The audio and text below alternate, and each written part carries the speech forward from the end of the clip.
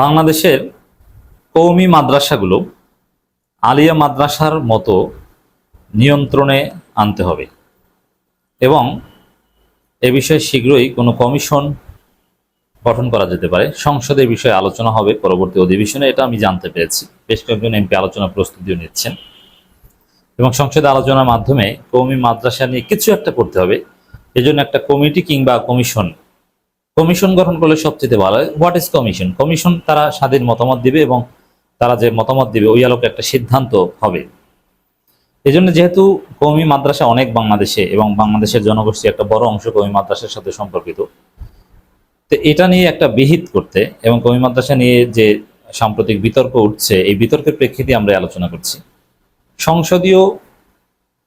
সংসদীয় সিদ্ধান্তে কমিশন গঠন করা যেতে পারে, তবে এটা এমপিদের নিয়ে কমিশন না, এখানে বিশিষ্ট শিক্ষাবিদদের নিয়ে। এখানে প্রচলিত ধারার শিক্ষাবিদ তারা থাকবেন, এমপিও থাকতে পারে এবং কওমি আলেম ওলামারাই বেশি থাকবেন। যেহেতু তাদের স্বাতন্ত্র্যবোধ বজায় রাখতে হবে, এটার পক্ষে আমি। তাদের যে উসুলে হাসতে গানা, এখান থেকে তারাই বের হয়ে আসছে। যেমন তারা স্বীকৃতি নিবে না, এটা কিন্তু তাদের একটা মৌলিক উসুল ছিল, কিন্তু তারা স্বীকৃতি নিয়েছে, স্বীকৃতির জন্য আন্দোলনও করেছে। এখন দেখেন, আপনি সরকারি স্বীকৃতি নিলেন, এই স্বীকৃতির কোনো সুফল তো মিলছে না। স্বীকৃতির সুফল মিলতে হলে কওমি মাদ্রাসায় ব্যাপক সংস্কার করতে হবে। অনেকেই সংস্কার প্রস্তাব নিয়ে এগিয়ে আসছেন, বিশেষ করে কওমি মাদ্রাসার অভ্যন্তরে যে ভয়াবহ কিছু চিত্র, যেটা ইসলামের জন্য কলঙ্কজনক। যেমন ইসলাম কখনো কলঙ্কিত হয় না, কিন্তু ইসলামকে মানুষ গালি দেওয়ার সুযোগ পায়। আমরা এই অর্থে বলছি ইসলাম সেরা, ইসলাম নির্ভুল। কিন্তু ইসলামপন্থী মানুষ যখন ভুল করে, তখন ইসলাম বিরোধীরা ইসলামকে জড়িয়ে এটাকে গালি দেওয়ার সুযোগ পায়। তো কওমি মাদ্রাসার কারণে ইসলাম বিরোধীরা ইসলামকে ছোট করার সুযোগ পায়, যেমনটা জামাত এমপি গাজী নজরুলকে কেন্দ্র করে হয়েছে। পুরো ইসলাম পন্থাকে ইসলাম বিরোধীরা গালি দেওয়ার সুযোগ পেয়েছে। কওমি মাদ্রাসার ভিতরে বলাৎকার হয়, ইটস ওপেন সিক্রেট। অনেক শিক্ষার্থীদের বলাৎকার করেন এবং এদের মধ্যে সততা খুব কম, কারণ এর মধ্যে অনেক সাইকোলজিক্যাল ব্যাখ্যা রয়েছে। এই বিষয়গুলো যে কমিশন গঠন হবে, আমরা যে প্রস্তাব করছি এবং এমপিদেরকেও আমরা প্রস্তাব করছি এবং তারা সংসদে বিষয়ে বলবেন কি বলতে হবে। অনেক এমপিকে আমরা লিখিত প্রস্তাবনা দিচ্ছি যে আপনারা এটা সংসদে বলবেন। সাইকোলজি এক্সপার্ট, সাইকোলজিস্ট, মনোরোগ বিশেষজ্ঞ থাকবে যে কেন কোরআন হাতে নিয়ে বলাৎকার করে, আস্তাগফিরুল্লাহ। কেন যারা সবসময় জাহান্নামের ভয়ের আয়াত পড়ে, জাহান্নাম নিয়ে আলোচনা করে, তারা কেন জাহান্নামকে ভয় পায় না? তারাই কেন অসৎ? টাকা পয়সা একটু তাদের কাছে দেন, দেখবেন যেটা মেরে খেয়েছে। এবং মানে সুযোগের অভাবে সৎ যতটুকু, আমি সবার কথা বলছি, একটা অংশ, তবে যে অংশটা সেটা উদ্বেগজনক। অ্যাট দি সেম টাইম কওমি মাদ্রাসার বিরুদ্ধে অপপ্রচারও আছে, আমরা সে অপপ্রচারের বিরুদ্ধে। বাস্তবে হয়তো 5-10% অপরাধের সাথে জড়িত, সেটাকে এমনভাবে প্রচার করা হচ্ছে আজীব যে পুরো কওমি গোষ্ঠী বলাৎকার গোষ্ঠী। না, কখনোই না।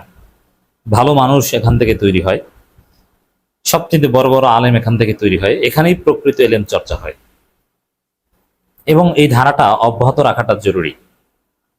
এবং আমি কওমি মাদ্রাসার প্রয়োজনীয়তা নিয়ে একটা লাইন বলি।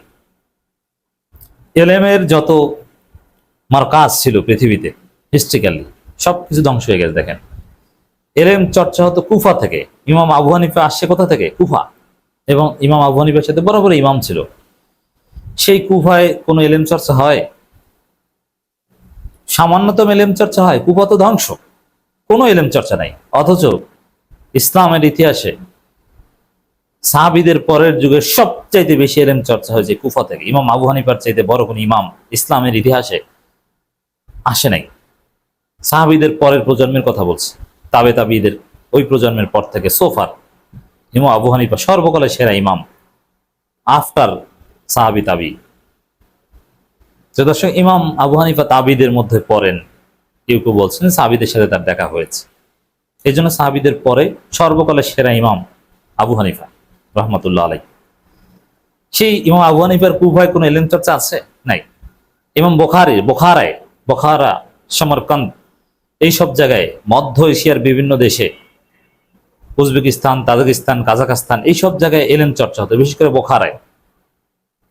এখন সেই বোখারায় কোনো এলেম চর্চা হয়? আপনি বলতে পারবেন গত 1000 বছরে, 1200 বছরে কুফা থেকে, সমরকন্দ থেকে কিংবা বোখারা থেকে বড় কোনো আলেম বের হয়েছে? এমনকি কিছু কিছু আলেমের বাড়ি কিন্তু এই উপমহাদেশের কাছাকাছি ছিল, যেমন আফগানিস্তান। ইমাম তিরমিজি সম্ভবত আফগানিস্তানের, if I don't make mistake. সে আফগানিস্তান থেকেও কিন্তু, আফগানিস্তানে এলেমের চর্চা, কিন্তু তারপর বিশ্ববিখ্যাত আলেম তেমন একটা বের হয় না। মদিনায় এলেম চর্চা হতো, ইমাম মালিকের মদিনা, এবং সিরিয়ায় দামেস্কে এলেম চর্চা হতো। আর এই সিরিয়া দামেস্কের এখন কি অবস্থা? মদিনায় কিছুটা এলেম চর্চা হয়, কিন্তু ওখানে আবার মুনাফিকিতে ভরপুর। এরা আবার দালাল গোষ্ঠী তৈরি করে, স্বাধীন এলেম চর্চা হয় না। এই সারা পৃথিবীর এই বাস্তবতায় এখন পৃথিবীর হাতে গোনা কয়েকটা জায়গায় বিশুদ্ধ এলেম চর্চা হয়, বড় বড় আলেম বের হয়। সেগুলো হচ্ছে বাংলাদেশের এবং ভারতের কওমি মাদ্রাসা, এবং পাকিস্তানেও কিন্তু ভালো এলেম চর্চা হয়। বাংলাদেশ, ভারত, পাকিস্তানের কওমি মাদ্রাসা ওয়ার্ল্ড ক্লাস এলেম চর্চা হয়। তাকি ওসমানী পৃথিবীর সেরা আলেম, কওমি আলেম পাকিস্তানের, এবং বাংলাদেশে আব্দুল মালিক পৃথিবীর অন্যতম সেরা আলেম, বাংলাদেশের কওমি আলেম। এবং আফ্রিকার একটা দেশ মৌরুতানিয়ায় মোটামুটি ভালো এলেম চর্চা হয়, এবং মৌরুতানিয়াও কওমি মাদ্রাসা। এই দেওবন্দের সিলসিলা কওমি মাদ্রাসা আমি জানি, চিনি, দক্ষিণ আফ্রিকাও আছে।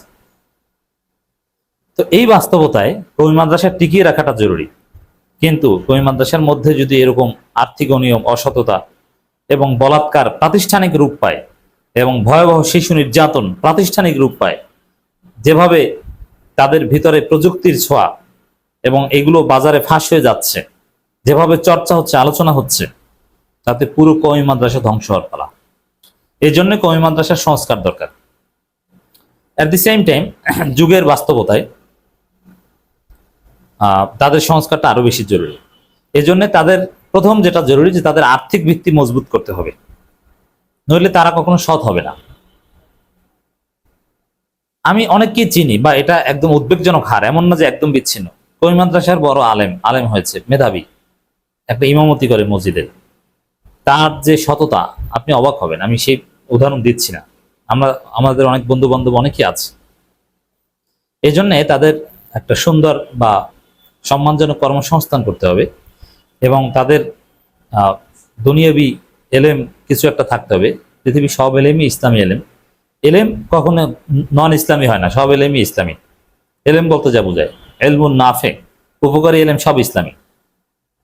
এবং কওমি মাদ্রাসার ভিতরে এই বলাৎকার বা এই ধরনের যে ভয়াবহ চিত্র, যেটা প্রাতিষ্ঠানিক রূপ পাচ্ছে ধীরে ধীরে, এবং ভয়াবহ চিত্র বের হয়ে আসছে বিভিন্ন গবেষণায়, সামগ্রিকভাবে এগুলো সমাধানের জন্য, কওমি মাদ্রাসা রক্ষার জন্য সরকারি কমিশন গঠন করতে হবে, তারপরে সিদ্ধান্ত নিতে হবে। কওমি আলেম ওলামারাই চালাবে। আলিয়া মাদ্রাসার মতো একটা বোর্ড হতে পারে, অথবা বিশ্ববিদ্যালয় মঞ্জুরি কমিশনের মতো একটা বোর্ড হতে পারে। এইভাবে কোনো একটা সভ্য রাষ্ট্রের একদম নিয়ন্ত্রণের বাইরে এরা থাকতে পারে না, এটা হয় না। এই রাষ্ট্রের একদম নিয়ন্ত্রণের বাইরে থাকলে এরা রাষ্ট্রীয় সুযোগ সুবিধা পাবে না, এদের কর্মসংস্থান কখনো হবে না। আর কর্মসংস্থান না হলে তারা এই ধরনের নিচু কাজকর্ম এরা করে যাবে। এদের মেইন স্ট্রিম করতে হবে, তাদেরকে আমাদের সমাজের মূল ধারায় আনতে হবে। আর এই জন্যই বিশ্ববিদ্যালয় মঞ্জুরি কমিশন কিংবা মাদ্রাসা বোর্ডের, আলিয়া মাদ্রাসা বোর্ডের মতো একটা নিয়ন্ত্রণ সংস্থা জরুরি, যেটা পার্লামেন্টে আলোচনার মাধ্যমে আমি বিশ্বাস করি নেক্সট অধিবেশনে একটা সিদ্ধান্ত হওয়া উচিত হবে।